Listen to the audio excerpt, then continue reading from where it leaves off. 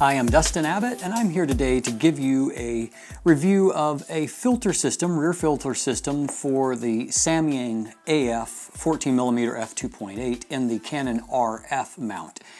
Now, I believe that the Samyang is an important lens, and you can see my review of it here, mostly because here we are towards the end of 2020, and we still have very, very little third-party development for the Canon RF mount.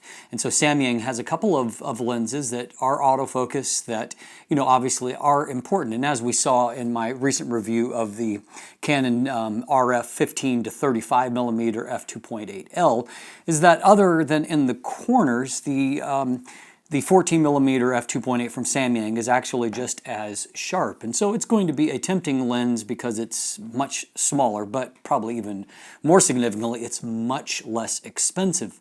And so for those that are on a tighter budget, this is a legitimate option.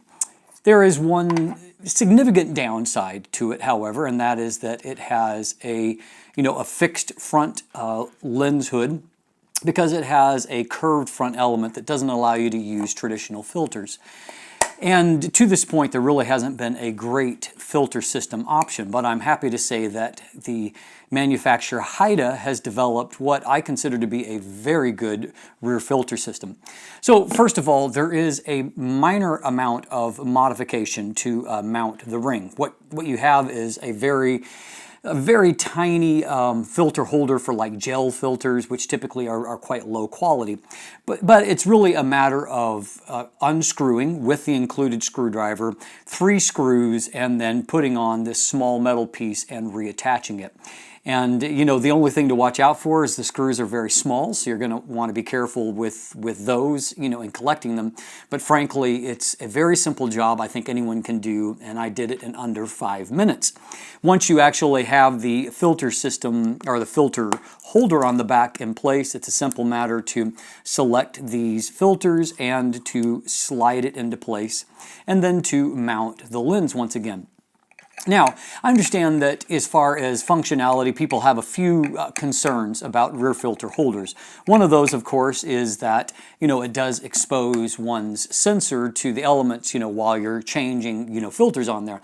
Fortunately, with most of the Canon R cameras, including I own both the EOS R and the EOS R5, in both of those cases, they do have a shutter mechanism or a curtain that comes down to cover the sensor. And so, that does at least mitigate that risk factor there.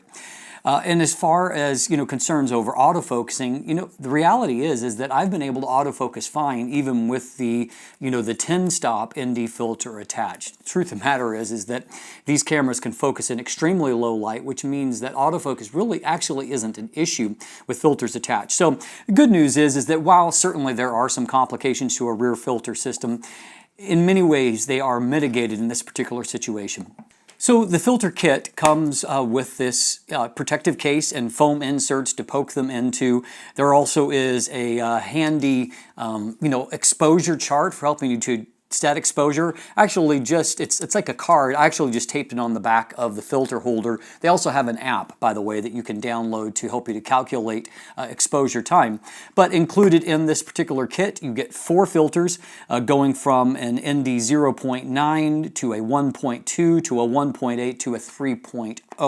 And so in this case, you are going from 3 stops progressively through 10 stops. And so you've got 3 stops, you have 4 stops, you have 6 stops, you have 10 stops of light.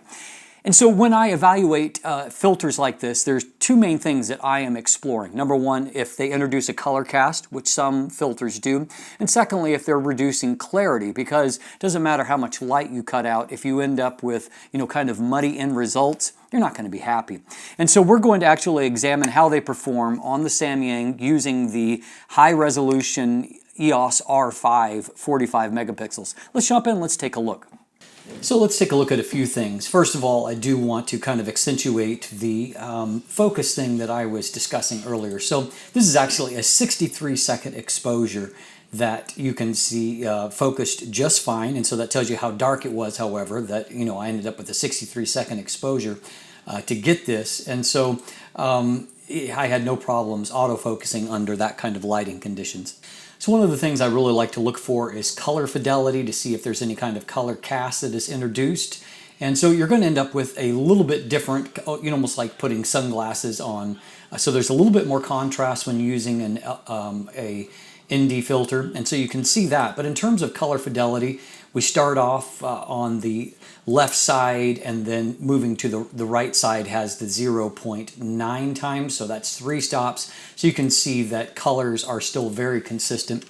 So as we move on to the 4-stop filter, we can see that again, our color fidelity continues to stay good and consistent there.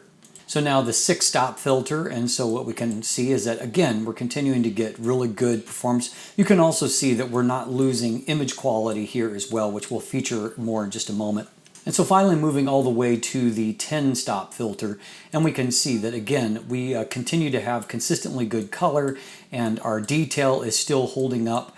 And so, what you're really just getting is the change to the overall exposure, not so much the exposure, but the overall, allows you to have a long exposure and to control that. One of the advantages of a rear filter system, unlike like a screw-on filter, is that there's really no risk of introducing vignette just because of where you're actually entering the optical path. And so no problems with that. Now here's an image that I really like in terms of the overall composition, but even though again we have the 10-stop filter here, you can see that the detail is really, really good and strong, all throughout here. And of course, the great long exposure allowed all the rushing over the rocks to smooth out here, and just gives a very cool end result. So this shows you kind of the extreme between the without any kind of filter, 1/160th of a second shutter speed, and then all the way up to a 6-second by introducing the 10-stop. So really what I'm looking at here is how has our image quality been impacted. And so as you can see that our sharpness level is actually really, really consistent. I mean, there's just not a lot of difference to see between the two. Obviously you have a radical difference in the way that the water surface looks, but in terms of the detail of everything, we have really, really good fidelity in that detail is holding up really nicely, and we're not getting mushy textures. And so that's kind of huge to me. One final image here, and so I really love getting this kind of misty look around the rocks, from the water coming up against them. And so what I really love is the ability to have sharp detail in your static subjects like these rocks, and then to have that sense of movement that is there. And so anyway, really good optical performance out of these filters. So at the end of the day, I'm actually really pleased by the actual performance of the filters. I feel like I have zero problems with any kind of color cast, and so I have nice neutral color. And then also there's very good clarity that is preserved even with the 10-stop. And so I'm really pleased with the amount of detail that I have in images. So they look great not only on a global level, but also at a pixel level. And so at the end of the day, this filter set runs you $135. And so for that amount of money, you're getting 4 different filters. It's a convenient package. You're getting the filter holder. And while there is some inconvenience to rear filter holders, it certainly is much less expensive and less clunky, much easier to bring along than a front filter system here. So at the end of the day, I feel like it's fairly good value for money, and obviously the performance is great. And so if you want more information or you want to check these out, if you look in the description down below, I do have a linkage to buying links there where you can explore that a little bit further. There's also linkage there to a mini review / image gallery where you can look in more detail at some of these images that I've shared here. And beyond that, of course, the typical links to follow me on social media, to become a patron, to sign up for my newsletter. And of course, if you haven't already, please click that subscribe button right here on YouTube. Thanks for watching. Have a great day.